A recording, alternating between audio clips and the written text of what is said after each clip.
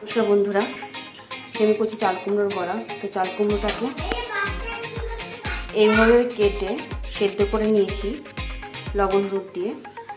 আর এদিকে আমি আটা ও বেসন হলুদ দিয়ে মেখে নিয়েছি। এদিকে সুজি নিয়েছি, সুজিটাকে আমি জল দিয়ে ধুয়ে নেব।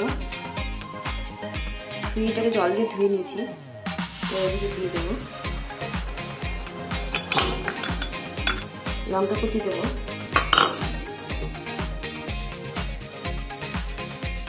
কালো জিরে,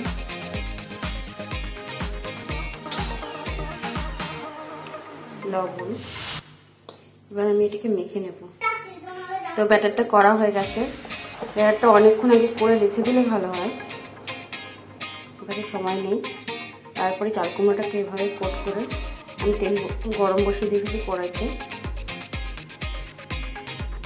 তেল গরম বসিয়ে দিয়েছি, ছেড়ে দেবো।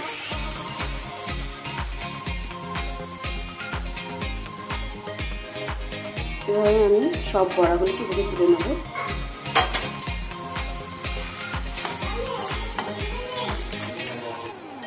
নামিয়ে নিয়েছি চাল কুমড়োর বড়া। গরম গরম ভাতের সাথে জাস্ট একটু লঙ্কা গুলে লবণ দিয়ে মেখে খেয়ে দেখবেন, দারুণ লাগে খেতে। বাড়িতে করে দেখবেন, লাইক করবেন, কমেন্ট করবেন, লিখে জানাবেন কেমন লাগলো রেসিপিটা।